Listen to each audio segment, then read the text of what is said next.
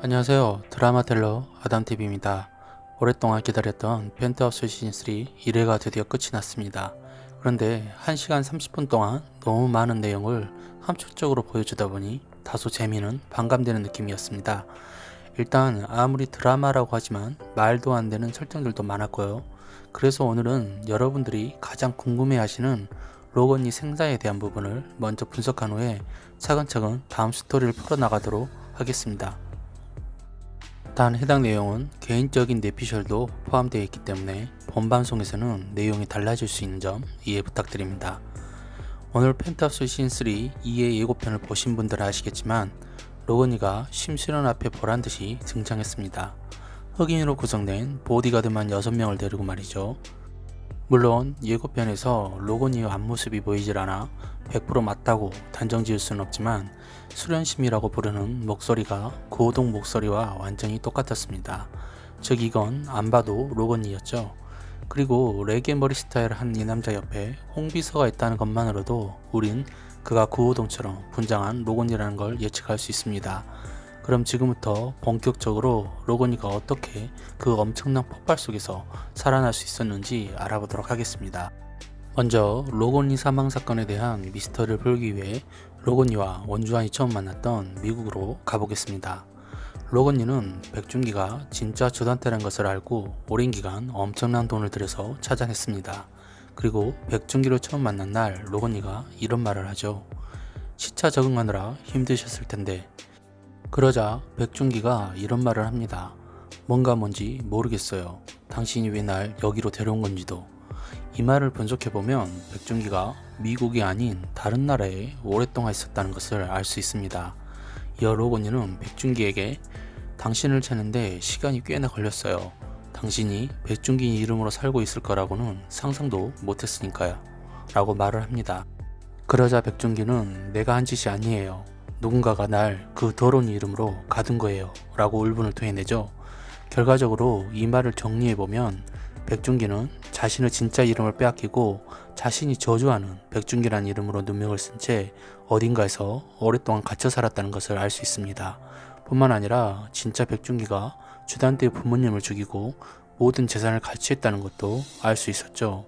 참고로 주단태의 친아버지는 일본에서 크게 사업을 하던 인물로 미국 교포사회에서도 꽤나 알려졌던 인물이었습니다. 아무튼 이쯤 되면 백준기가 얼마나 주단태를 증오하고 죽이고 싶어 하는지 이해가 되실 겁니다.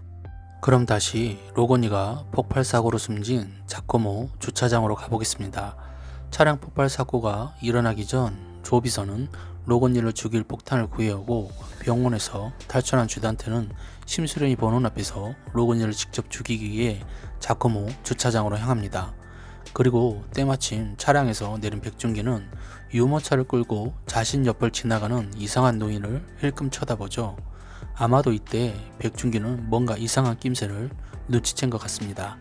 하지만 확신은 없었죠.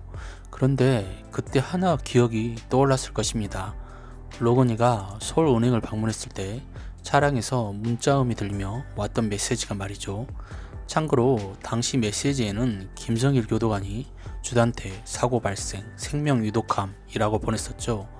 순간 백준기에는 방금 스쳐 지나간 노인에 대한 불안감이 엄습했을 것입니다.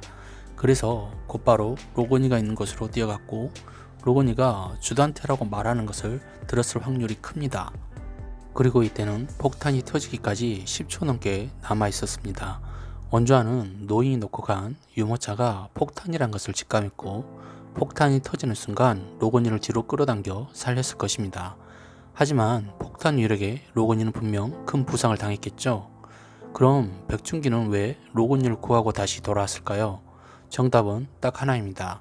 바로 자신의 모든 것을 뺏어간 주단태를 직접 두 눈으로 다시 확인하고 싶었던 것이죠. 이때 백준기의 눈빛을 보면 차량이 폭파된 곳이 아니라 주단태를 보고 있다는 것을 알 수 있습니다. 그리고 그가 주단태가 맞다는 것을 알고 잠시 충격을 먹은 듯 주춤했으니까요. 아무튼 다행히도 조비서가 백준기가 있는 곳이 아닌 자코모 주차장 앞쪽에 차량을 대기시켜서 로건이와 백준기는 주단태에게 발각되지 않았고 그곳을 잘 빠져나간 듯 보입니다. 하지만 이때 폭발로 로건이가 큰 부상을 당하는 바람에 1회에서 한 달 이상의 시간이 흐른 동안 심수련 앞에 나타나지 못했을 가능성이 큽니다. 특히 이런 징후는 심수련이 홍비서를 만났을 때 확실히 느껴졌죠. 로건이가 정말 죽었다면 홍비서가 그렇게 여유로운 행동을 하진 않았을 테니까요. 뿐만 아니라 백준기가 바에서 술을 마실 때도 그런 분위기가 느껴졌죠. 자신의 복수를 도울 로건이가 죽었다면 그렇게 한가롭게 심수련 사진을 바라보며 고뇌에 빠지진 않았을 테니까요. 즉 원주아는 심수련, 나혜교 둘 중 누군가 가족이었거나 과거 연인 사이였을 가능성이 커 보이며 로건이의 계획대로 심수련에게 접근하면서도 주단태의 뒤통수를 치기 위해 그 편인 척 정체를 숨겨야만 했기에 아마도 고뇌가 상당히 컸을 것입니다. 그리고 이 계획에는 오윤희도 연관되어 있는 것으로 보입니다. 로건이가 서울은행에 보관해둔 금고키를 오윤희가 가지고 있었으니까요. 그럼 다시 펜트하우스 시즌3 2의 예고편으로 넘어가 보겠습니다.